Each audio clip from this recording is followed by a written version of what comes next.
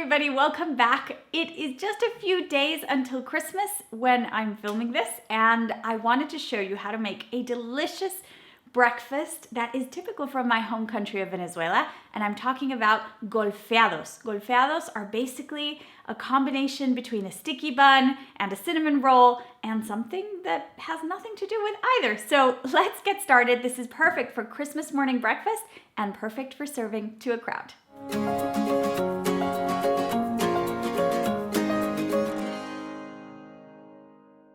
I'm just going to show you a couple of ingredients that you're going to need that you might not have cooked with before, but they're very easy to find. So what I have here is panela. So panela is a kind of very compact raw sugar cane. It's like the raw version of the sugar cane. So this you can find in the international section of your supermarket or near the sugars. We're not going to use the entire block, but it's impossible to cut. We're actually going to melt this, and then we just use it, and the rest you can reserve to sweeten anything you want to sweeten. Now, another thing we're going to need is a very specific spice that you also might not have used before, and these are anise seeds. It's not star anise, so these are just anise seeds.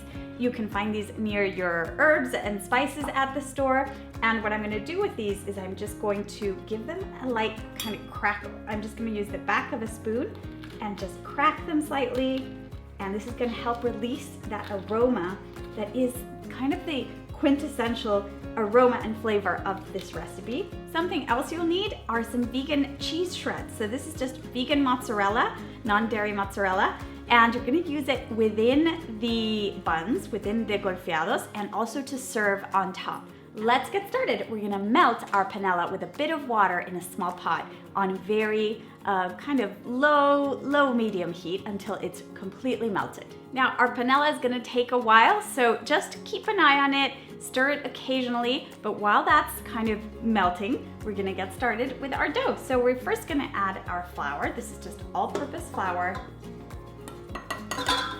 I'm using a standing mixer. I think it makes the job a lot easier and faster, but if you don't have a standing mixer, you can of course do this by hand. Just combine the ingredients in a bowl and then you're going to knead it by hand. We're also going to add some non-dairy butter, some salt. Remember to always add salt to sweet dishes. It's very important. It's going to boost all of the flavors. We're going to add some sugar. Our egg replacer today is going to be some non-dairy yogurt. Let's add that in. Some vanilla extract. Some non-dairy milk. I've actually heated this a little bit just until lukewarm, so just heat it up in the microwave or in a little pot. We're gonna add our anise seeds that we cracked a little bit earlier. The last thing we're gonna add to our mixer is of course the yeast to help these grow. So I'm using fresh yeast, but I'm providing amounts for instant yeast, which is what you should use if you're not using the fresh one. I prefer fresh because it's kind of foolproof, and I love the way it grows really quickly. So let's just break that in. We're also gonna add 2 tablespoons of the melted panela, but because that's still melting away, I'm just gonna get this started. Start it on low so that the flour doesn't go flying everywhere, and then we're going to knead using the dough hook at about medium high. Our panela is almost fully melted, so I've just taken 2 tablespoons out of that pot, and I'm going to add them to our dough. This is going to help add some of that amazing flavor. And if you're doing this by hand, be very careful, because anything that involves melted sugar is very dangerous. It can burn you really badly. So if you're using a standing mixer, we're gonna knead this for about 6 minutes. If you're kneading this by hand, knead it for 8 to 10 minutes.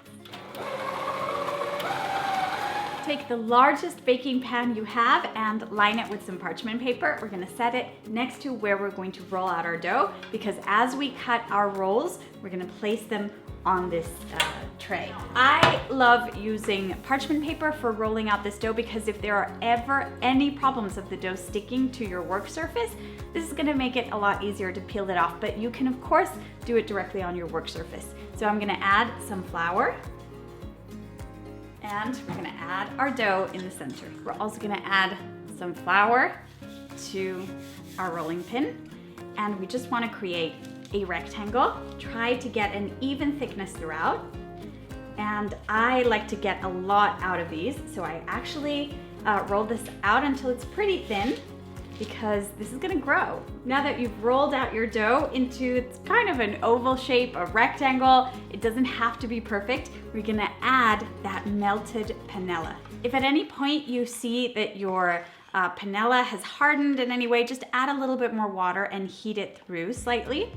So we're just gonna add some of that. Leave a border without any, because as we roll, it's gonna move towards the edges and it gets a little bit messy. That's normal. Let's sprinkle with some sugar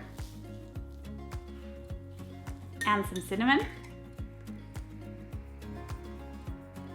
Let's add our cheese. I know, so weird, right?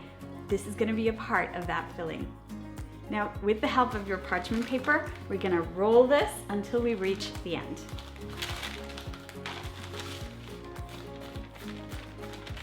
Using a bench scraper or a knife, we're going to cut our rolls.